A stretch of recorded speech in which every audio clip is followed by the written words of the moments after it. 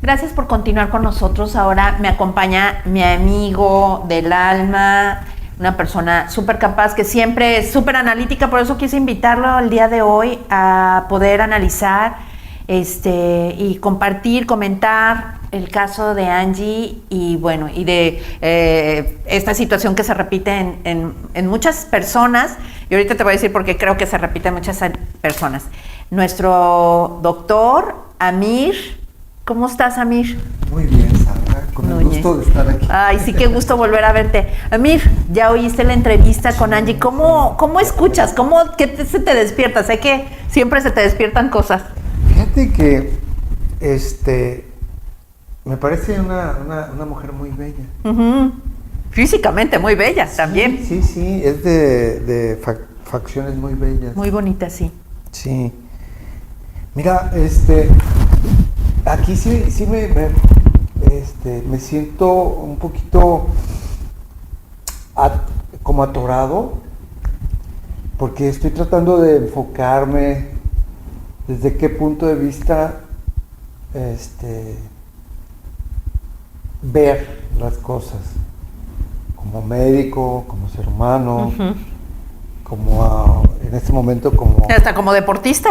Como deportista, o inclusive que prevalezca sobre todo la empatía, que creo que es algo que no es algo frecuente, que nosotros seamos empáticos con gente que tiene capacidades diferentes, y eso lo demuestra pues la ciudad, por ejemplo. La ciudad no está diseñada para este tipo de personas que tienen capacidades disminuidas.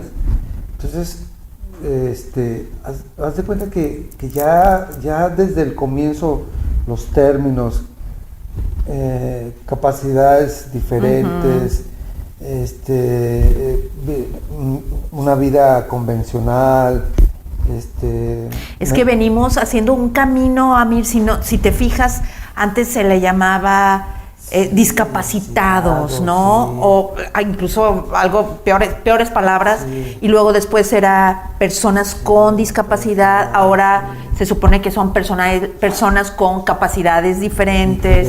Sí. Pero yo creo que no dejan de ser palabras huecas. Sí. Creo que ha sido un intento fracasado, ¿no? Es un intento que fracasa, porque yo creo que lo que queremos en el fondo es tener empatía con ellos, y por eso en la historia de la humanidad pues se han desarrollado muchos nombres para llamarles, ¿no? Y también el lugar que ocupaban en la sociedad también ha cambiado. O sea, al principio, por ejemplo, los discapacitados, por ejemplo, los que tienen corta estatura, uh-huh. Los enanos, es una palabra fuerte, uh-huh.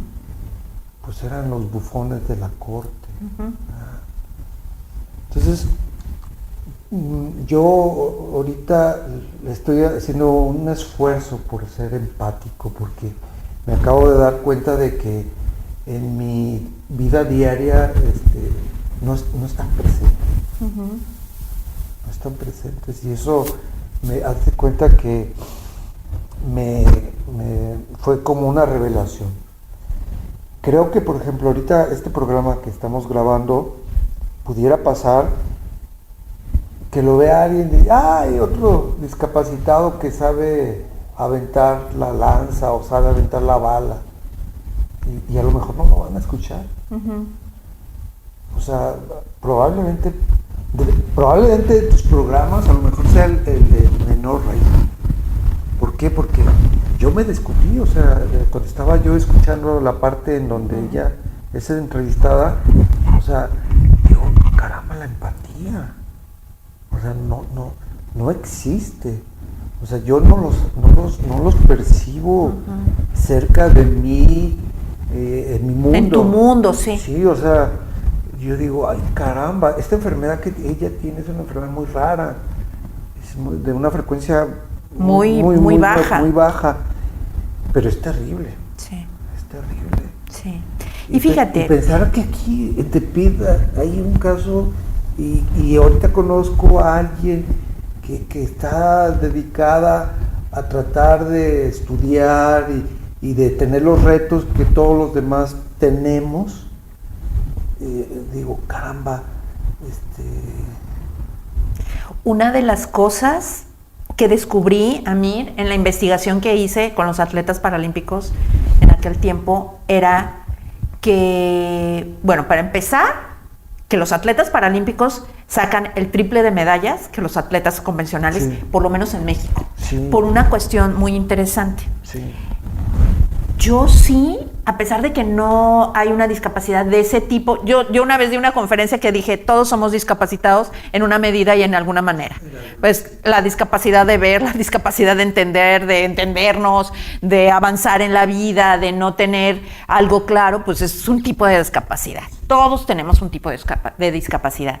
Completamente de acuerdo. Sí, entonces, así como los discapacitados, pues somos todos. Todos tenemos una, a lo mejor en una medida diferente, pero todos tenemos una discapacidad.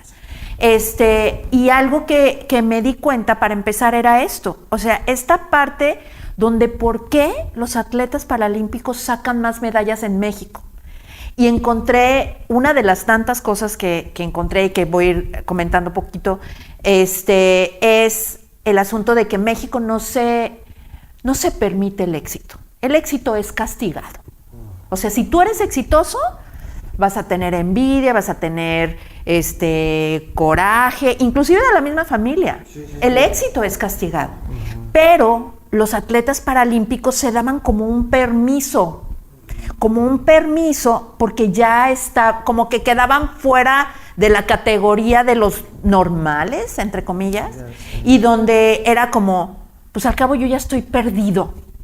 Entonces, ¿qué más puedo perder? ¿Qué más puedo perder? Y tenían como si encendieran un motor donde había un impulso más allá, porque imagínate, Angie,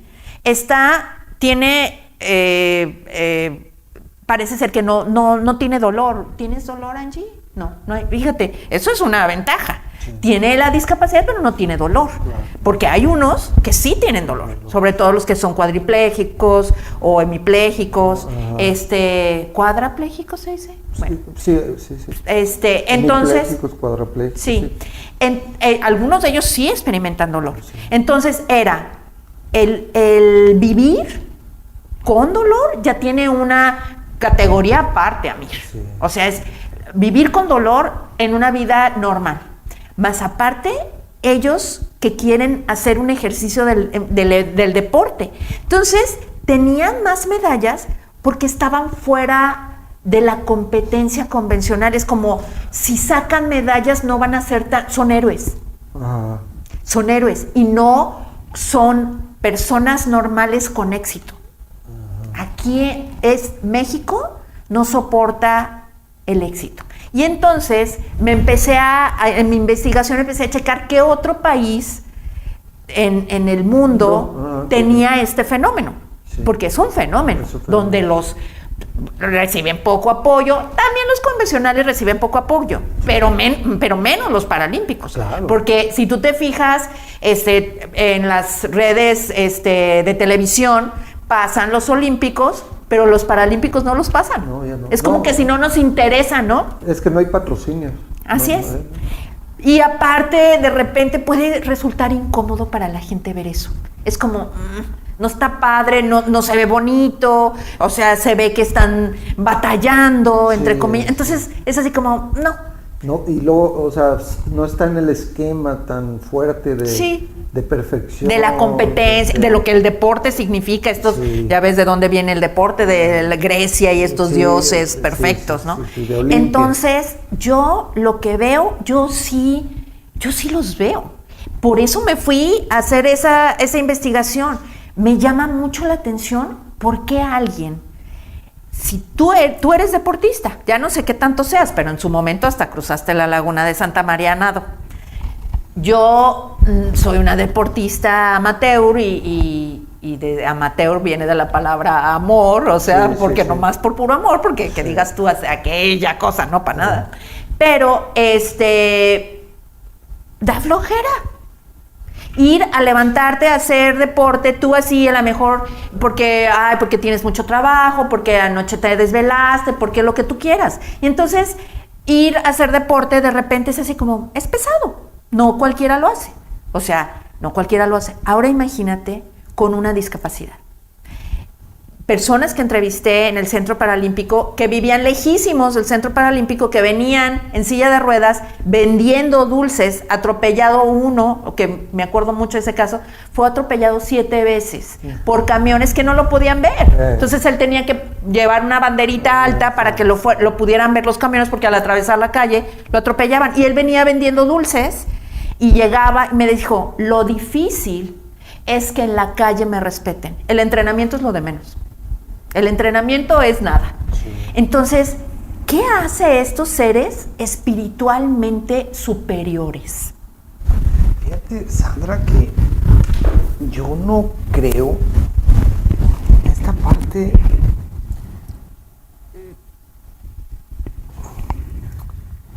Creo que no son espiritualmente superiores. ¿No? No, fíjate que no.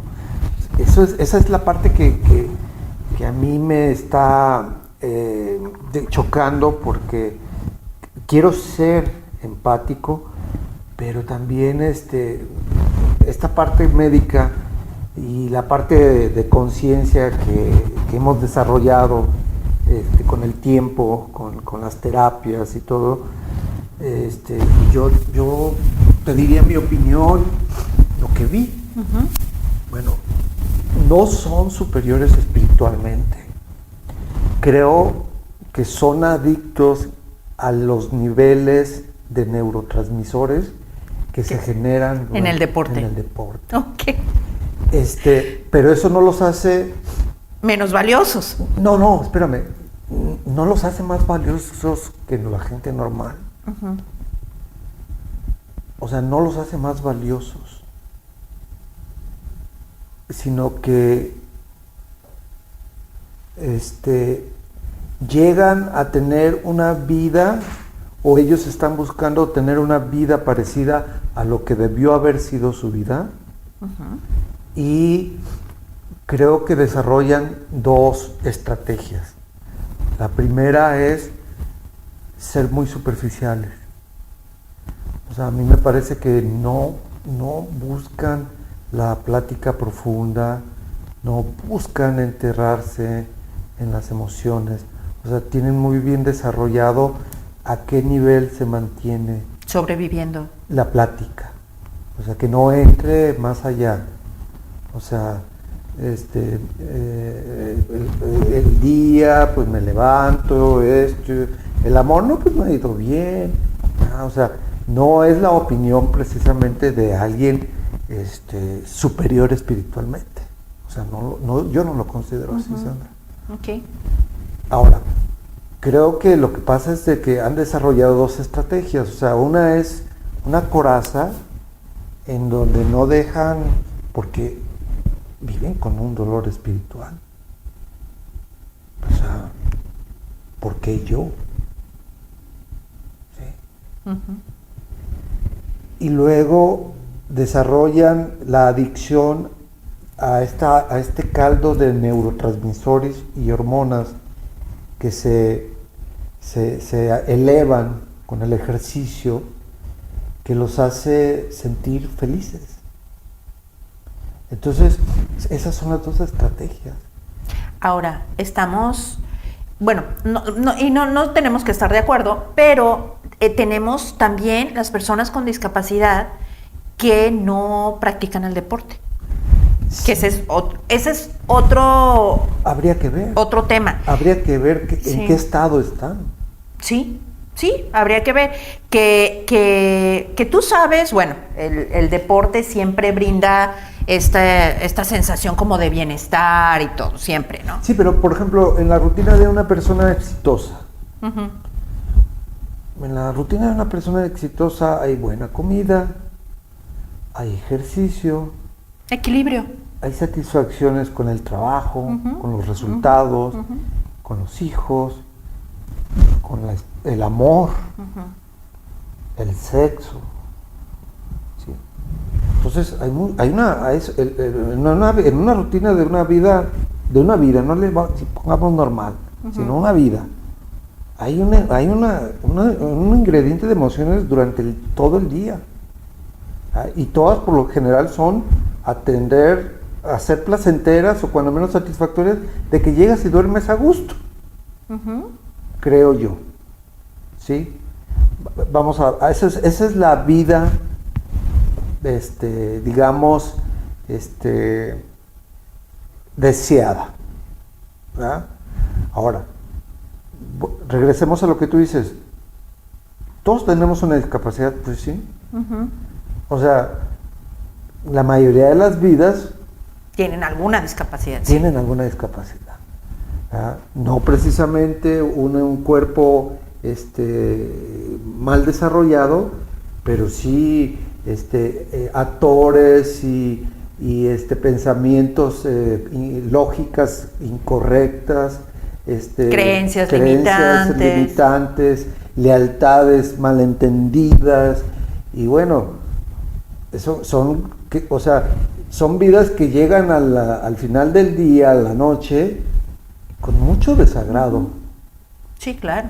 Y no están... Insatisfacciones. Sí, no están parapléjicos. Así es. Ahora, el que tiene una discapacidad, el que tiene una alteración como lo estamos viendo, de los discapacitados, bueno, o sea, ese final del día, pues la manera de controlarlo, o sea, de un control de daños, es mantener una superficialidad en la plática y el caldito de hormonas y de neurotransmisores que se generan en el ejercicio, porque para este nivel de deporte pasan la mitad del día haciendo deporte y la otra mitad estudiando. Bueno, y aparte, tú sabes, para cualquier persona con discapacidad, sin discapacidad, el deporte resulta siempre una fuga que nos permite sentirnos mejor. Sí. O sea, siempre. Sí, es como el chocolate. Sí. Es como comer un chocolate. Sí.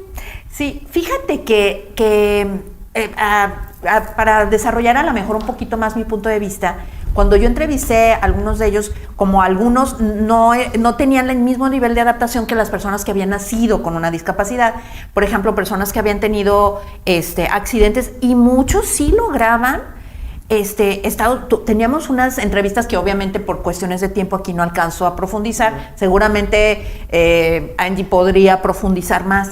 No todos son superficiales, Amir. Muchos llegaban a compartirme estados bien profundos y bien internos de intentos de suicidio, inclusive. Me decían, esta vida está muy complicada. Sí, la vida en per se es complicada, para cualquiera. Aunque hay momentos muy buenos, hay momentos complicados, porque así va. ¿Y por qué sí creo que son espiritualmente superiores? Porque están con un hándicap. Entonces, ese hándicap les da ese rollo como de esfuérzate para que ella pueda lograr una carrera, 2 carreras, como quiere, llegar a los Juegos de París 24. Te puedo asegurar que si tú o alguien que tenga 21 años o 20 o 17 o que quiera, no le va a ser fácil siendo convencional. Entonces, obviamente ella trae esta cuestión de que tuvo que ir a la escuela, de que cuando una persona tiene una cuestión física es señalada. Sí. Es señalada. Sí. O sea, es, mamá, ¿por qué tiene eso? ¿Por qué esa niña? O sea, y aparte, pues, tú quieres conocer la crueldad humana, tú vete a una primaria. Exactamente, sí. Entonces, los niños no tienen filtro, dicen, pareces esto, pareces lo otro, etcétera. Sí. Entonces, si de por sí alguien... yo sí creo que hay un desarrollo, a diferencia de la palabra superficial, sí desarrollan fuerzas especiales. Fuerzas para poder sobrevivir en un mundo que de repente puede ser complicado. Me interesa mucho ver cómo le hacen. Yo siempre, no sé si te acuerdas, Amir, en el tiempo que estuvimos trabajando, que yo siempre les digo, ¿Cuál es la diferencia entre Marilyn Monroe y la persona que pide limosna, que está en silla de ruedas en una esquina de aquí? ¿Cuál es la diferencia? O sea, bueno, una no puede caminar, no tiene movilidad en las piernas, pide limosna, está pobre, tiene sobrepeso, etcétera. La otra era exitosa, hermosa, bella, deseada, etcétera, rica, y una se suicida y la otra no, y la otra la sigo viendo ahí. Entonces, ¿cuál es la diferencia? Es esta parte interna que yo como psicóloga me interesa. Sí. ¿Cómo le haces para sonreír? ¿Cómo le haces para desear? ¿Cómo le haces para querer? Cuando a veces, teniéndolo todo, como Marilyn Monroe, no quieres. Pensando que se suicidó, igual y pasaron otras cosas. No yo sé. creo que para hablar de las historias de fracaso de la gente como que tenemos una vida, pues o sea, el índice es muy alto. O sea, las historias de éxito son pocas. Sí, son pocas. Son pocas realmente. Y estamos hablando de querer ser profundos, querer que la palabra éxito sea una palabra profunda y que exprese cosas como ser honorable, generoso, satisfecho, bondadoso, empático, responsable. Y también que tienes una vida económica donde tienes lo que necesitas. ¿Por qué no? Claro que sí. No, sí, claro. Sí. También iba para allá, o sea, y económicamente pues te ha ido bien porque generas un círculo medio de que lo prosperidad. permite. Sí. Así es. Pero mira, yo como médico y bueno, yo lo que sé de por ejemplo, de lo que se ha hecho con los deportistas paralímpicos. Por ejemplo, en las investigaciones que se hacen para viajar a los posibles viajes a otros lugares, como por ejemplo ahorita la idea es ir a Marte, sobre todo en una ciencia que se llama la neurofisiología, es una ciencia en la cual está muy interesada en estos deportistas. ¿Por qué? Porque han desarrollado habilidades, ¿verdad? Deja tú de que escriban con el pie. O con el hombro y la barbilla, sí. No. Aquí es que es una mente que tiene la capacidad de autocontenerse y en ningún momento habrá algún momento en donde algunos aprietan el botón de autodestrucción. Sí.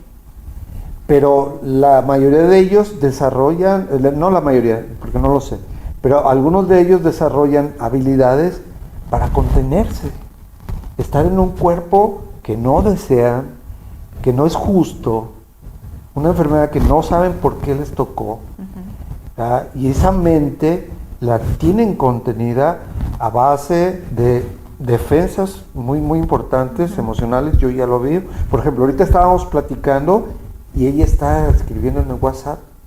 O sea, no está atenta a lo que estamos nosotros platicando. O sea, te digo, desarrollan habilidades para no escuchar lo que puede lastimar. La otra cosa es el caldo de neurotransmisores es muy importante. Ahorita el negocio del mundo es quién inventa la mejor molécula que se parezca a los neurotransmisores que existen en nuestro cerebro. Y así es en los negocios millonarios. Ahorita el que invente la molécula que se parezca más a la oxitocina, la dopamina, la serotonina, o sea, es el que va a dominar el mundo, va a ser el negocio de su vida. ¿Por qué? Porque es lo que nos mantiene contenidos a las preguntas que nuestro cerebro puede hacer. ¿Por qué yo? ¿Por qué no puedo abrir la pierna y que alguien me haga el amor? ¿Por qué yo? O sea, la mente podría generar un sistema de autodestrucción, de decir, ¿sabes qué? Así no. Uh-huh. Y hay gente que dice así no. Y hay gente que dice así no, que son con discapacidad, y hay gente que tiene todo y dice así no.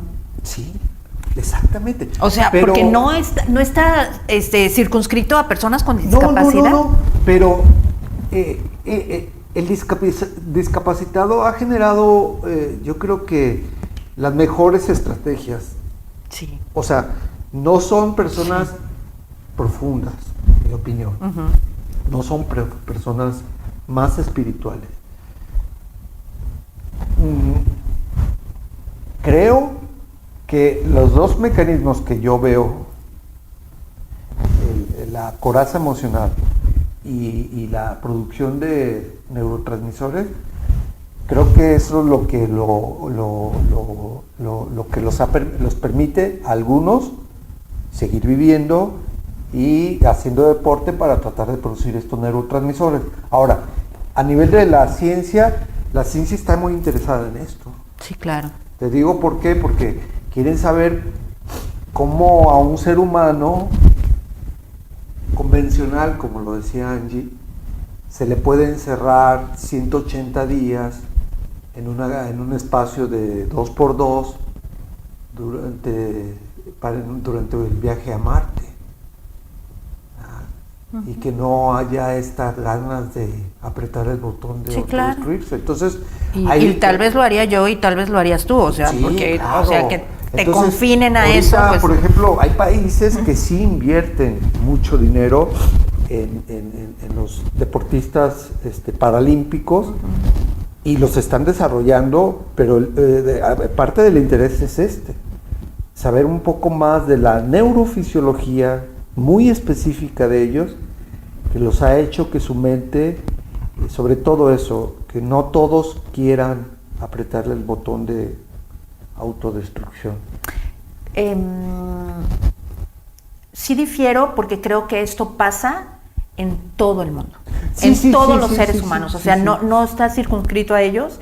Creo, y para ir como cerrando el tema, creo profundamente en que los deportistas, como los artistas, como algunas personas que tienen amor por lo que hacen, son como tres grandes grupos: los artistas, los deportistas y las personas que aman lo que hacen. Creo que son la crema innata de la humanidad, para mí. Sí. Y creo que cuando los deportistas o los artistas o los que aman lo que hacen tienen una discapacidad del tipo que sea, creo que tienen una supremacía, porque hay una lucha, hay una verdadera lucha. Para mí, levantarme a irme a la bicicleta cuesta un trabajal.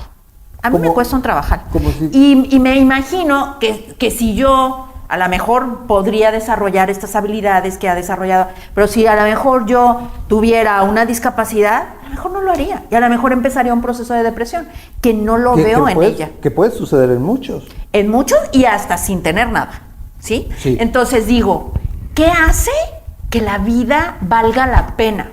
Porque que si son superficiales o si están contenidos que no creo que cuando hablas contenidos es como que no quieren profundizar mucho en lo que traen y todo eso, como las porque emociones. A lo mejor se suelta el demonio, ¿sí? Te puedo asegurar que en el 40% de las entrevistas que hice, que fueron a 50 personas, los demonios se soltaron. Y se te sueltan a ti, se me sueltan a mí, se le sueltan a todo el mundo. Sí. Entonces, pero cuando, nada más redondeo esto, para una persona con una discapacidad, a mí se me hace que se permitió cosas como desafiar tú no puedes. Y el que nos sembraron la idea de que casi no podíamos casi nada. Ay, ¿cómo crees que llegas y, mamá, tienes 2 años, mira, te hice este dibujo, nomás que le falta aquí poquito, o sea, siempre falta. O sea, tenemos una mente tan limitada, más aparte tenemos limitaciones reales, y tener que brincar tus limitaciones mentales más tus limitaciones físicas, sí creo que desarrolla mucho a una persona. Después, uno de que nos hicimos muy amigos, Edgar Cesario, me decía, fue presidente municipal de Ciudad Neza, me decía, Sandra, es increíble lo que la gente no cree en mí, porque creen que porque tengo una discapacidad no puedo, y yo puedo. Por eso me gustó preguntarle a Angie, ¿qué no puede? Esto es una cuestión realmente como de qué crees que puedes. ¿Sí? Esto es como qué crees que puedes y que estas personas vienen al mundo con porque cuando hablas de empatía y empatía, yo creo que a ellos les importa un cacahuate la empatía, a menos que con que puedan ellos, les permitan funcionar, más o menos. Porque pareciera como si alguien con discapacidad nos pide empatía. No nos pide empatía, no. Y tampoco nos pide como su lástima o como nuestra lástima, no. O sea, es como, más déjame ser normal, déjame ejercer mi vida de la forma más normal posible, porque la discapacidad y la capacidad de ver diferente a la gente está aquí. Porque a lo mejor yo no tengo una discapacidad física, pero a lo mejor la tengo emocional y más severa que otras personas. Y creer que no puedes es la discapacidad más grave que puedo yo pensar que hay. ¿Crees que no puedes? Es un hecho que no puedes. ¿Crees que puedes? Es un hecho que puedes. En 1000 cosas. No sé si quieres comentar algo final. Para el cierre. Sí. Yo considero que la conciencia puede ser otra herramienta, aparte de las que yo veo que han desarrollado. Te digo, yo ahorita hago el resumen de mi vida y realmente son pocas las personas con las que he convivido con discapacidad. Okay. Entonces, aquí la empatía que como una situación más que me ayude a mí, que más que les sirva a ellos, ¿no? Exacto. O sea, quiero sentirme libre de culpa, de estar sano o estar... Wow, sí. Y que es una de las principales culpas en una familia donde hay una persona con discapacidad. Los hermanos traen culpa de no haberlo tenido ellos. Exactamente. O de estar sanos ellos. Sí, entonces, es un fenómeno bien interesante. Sí, es muy interesante. O sea, esta empatía es una empatía culposa. Sí. De por qué yo sí estoy bien y por qué ella que es tan bella, ¿no? Uh-huh. Creo que para cerrar yo diría que no estaría mal hablar de que hablamos de dos mecanismos. Uno que yo vi ahorita es mantener siempre superficialmente la plática, y el segundo es esta exigencia deportiva que debe de generar neurotransmisores que los hacen fuertes. Sí. O sea, eso es bioquímicamente comprobable, ¿eh? Uh-huh. O sea, el deporte los mantiene fuertes, los mantiene cuerdos. Sí. La tercera herramienta que creo yo que podrían desarrollar es la conciencia. Sí. Creo que es duro, pero o sea, no lanzan la jabalina como una persona normal. No. Y eso hay que ser conscientes. Sí. Hay que ser conscientes de que no van a tener una vida normal. Sí. No es una vida normal. Uh-huh. ¿Por qué es así? ¿Por qué pasan estas cosas? Uh-huh. Pero yo creo que sí hay que ser conscientes de que estamos en otra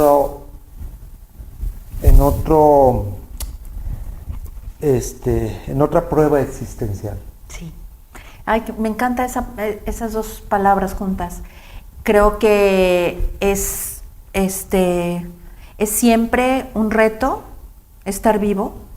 La cuestión de cómo una persona con discapacidad y sin discapacidad tiene una fuerza interior que nos mueve a lograr cosas grandes. Yo me siento profundamente atraída a nivel personal, y para cerrar esta noche, muy interesante, siempre me encanta oírte, me encanta siempre tu punto de vista que se sale de todo convencionalismo y de toda sí, yo creo estereotipo. Tú lo último que tienes es estereotipo. Angie ya está con la bala esperando nada más que termine para darte, y me va a tirar uno. Yo que tú corría. Que voy a salir rápido. Y decir que me siento profundamente atraída a personas extraordinarias como tú, como Angie. Me enamora una persona que tenga habilidades, que desarrolló algo que mucha gente con discapacidad pues decidió destruirse, y decidió destruirse bien, suicidándose, lo cual es válido. Sí. Porque eso de la prevención al suicidio, que luego a lo mejor esto, bueno. Es otro tema. Sí, pero que alguien así esté tan incluido en la vida, que sonría, no me importa. A mí ahorita ni siquiera me importa si es falso o no. Sí. Ella puede. Y puede esto y lo que le dé su gana. Sí. Y el ser humano está llamado a eso, sí. Amir. Tú eres el primer ejemplo de que se puede lograr cualquier cosa ante cualquier peor de los pronósticos. Entonces, estas eran mis ganas de compartir. Gracias por acompañarnos. Que tengan buen día.